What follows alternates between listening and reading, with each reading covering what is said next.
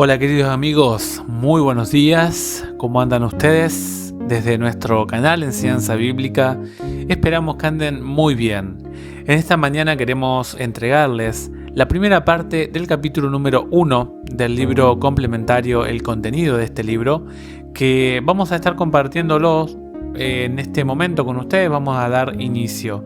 El autor, recordamos que es Félix Cortés, y el título del libro complementario es En estos últimos días, el libro de Hebreos.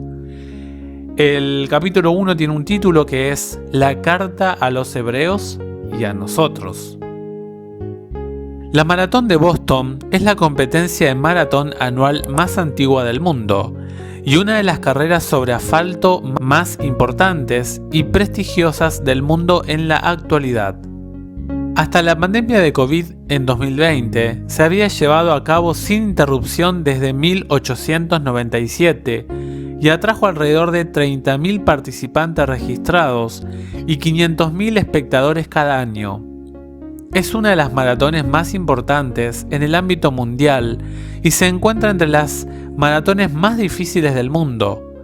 Una de las principales razones de su dificultad son las 4 Newton Hills, cuestas Newton, la última de las cuales se conoce como Heartbreak Hill, cuesta del sufrimiento.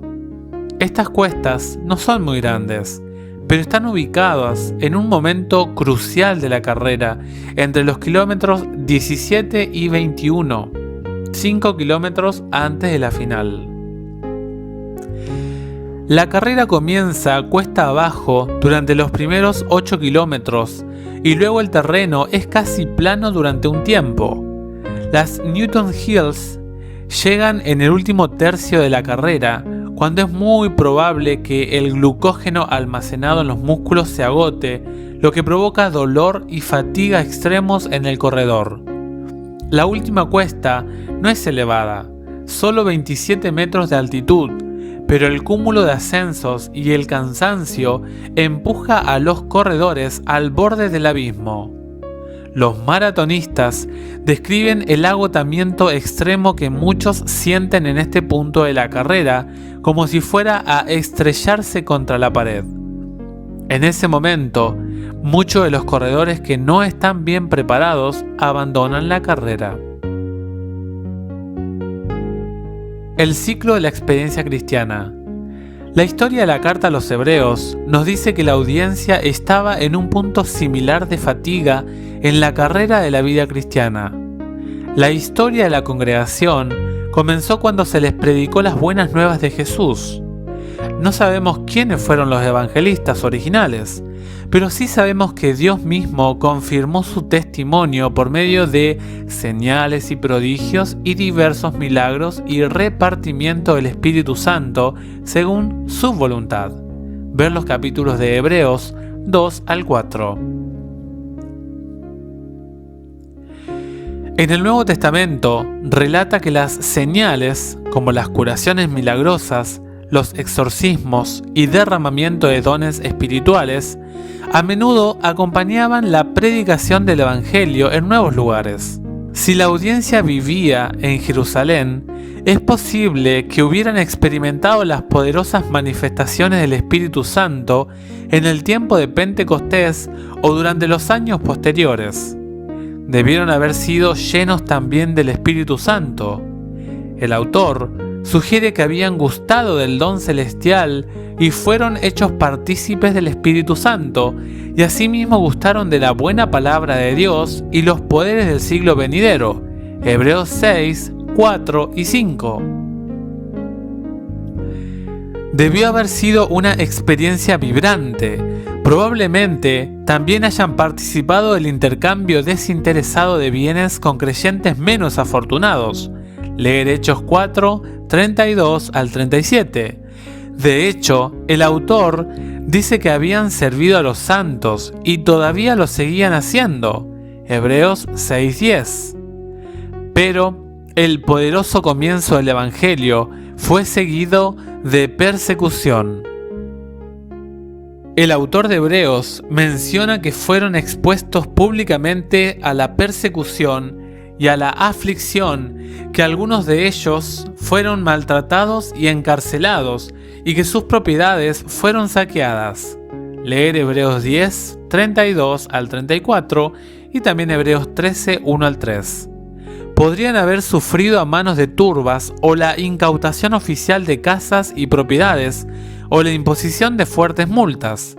El relato de Hebreos encaja bien con la descripción de Lucas de la persecución en Palestina y Jerusalén. El autor traduce el término griego oneidismos, que se refiere a las agresiones verbales contra el honor y el carácter.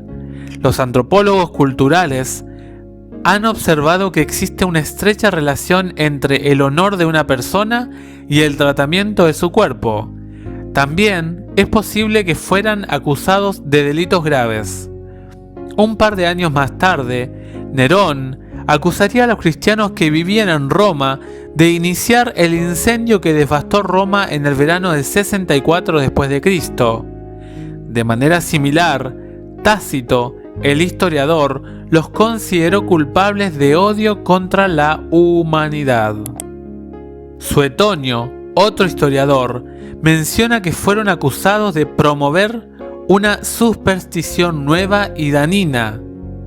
También sabemos que los cristianos más tarde serían calumniados de practicar el canibalismo, la cena del Señor, ateísmo, rechazo a los dioses paganos, incesto, los cristianos se llamaban entre sí hermano, hermana, y creencias supersticiosas, por ejemplo, el fin del mundo.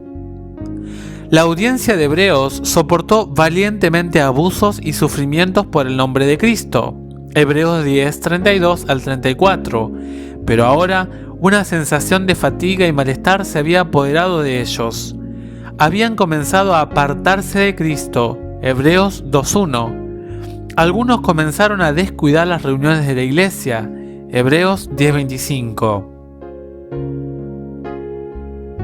La hospitalidad y el cuidado de los encarcelados comenzaron a fallar, Hebreos 13, 1 y 2, y una raíz de amargura e incredulidad amenazaba con crecer en el corazón de algunos. Leer Hebreos 12:15 y también Hebreos 3:12. Estaban espiritualmente agotados. Hay algo maravilloso en una lucha trascendental en favor de nuestra fe, frente a enormes adversidades, en medio de ataques contra nuestro Salvador. Una lucha prolongada contra el sufrimiento y la decepción es más difícil. Así, se ha señalado que es más fácil morir mártir que vivir como santo. La audiencia había respondido gloriosamente a la persecución en años anteriores, pero ahora estaban lidiando con la vergüenza de la pobreza y la desgracia de un encarcelamiento prolongado. No puedo olvidar ese día soleado de verano cuando una madre me pidió que dijera algo para ayudar a su hijo.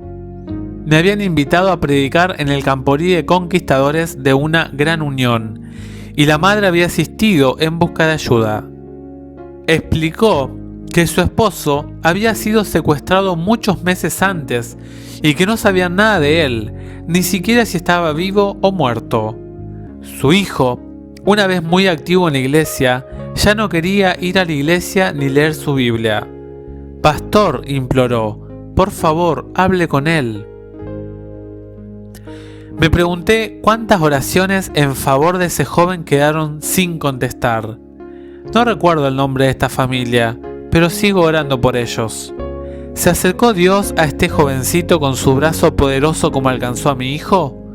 Ojalá lo supiera. Hebreos fue escrito para una congregación cuyo recuerdo de las gloriosas señales y maravillas del Señor eran parte de un pasado que rápidamente se desvanecía en su memoria. Fue escrito para una congregación que estaba en la frontera de la tierra prometida, el momento de la competencia cuando hay fatiga, donde el entusiasmo del comienzo de la carrera se ha convertido en una pesadez y la meta parece fuera de alcance. El último tramo siempre ha sido un momento de peligro para el pueblo de Dios. Fue en Cádiz, la frontera de la tierra prometida, donde Israel perdió la fe después del cobarde informe de los 10 espías, números 13 y 14. Fue nuevamente en Cades, casi 40 años después, donde Moisés perdió la paciencia, golpeó la roca y se le prohibió entrar en la tierra prometida. Leer números 20.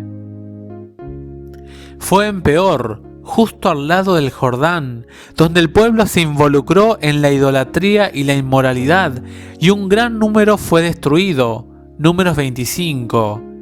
En el último tramo de la carrera, nuestros sentidos se embotan, perdemos la perspectiva y somos propensos a cometer graves errores.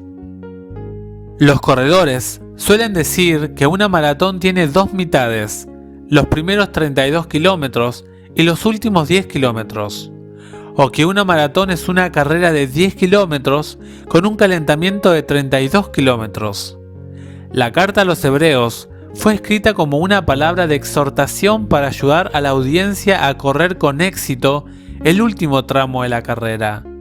El autor hace 3 cosas para lograr este propósito. Redirige la atención de ellos hacia Jesús, los exhorta a tener fe y los insta a trabajar el uno por el otro. Queridos amigos, hasta aquí la primera parte del capítulo número 1 del libro complementario de la Escuela Sabática. Este contenido fue escrito por el autor Félix Cortés y el título es En estos últimos días, el libro de Hebreos. Deseamos que sea de bendición esta lectura, este contenido en audiolibro, que lo puedas aprovechar para ti, para tu estudio personal y también que lo puedas compartir con tus hermanos de iglesia, que seguramente les ayudará muchísimo. No olvides de suscribirte a nuestro canal y también dejar algún comentario y si te gustó el contenido, un me gusta también. Que Dios bendiga tu vida ricamente y nos vemos en la próxima. Un abrazo a la distancia y que estés disfrutando los últimos días del 2021.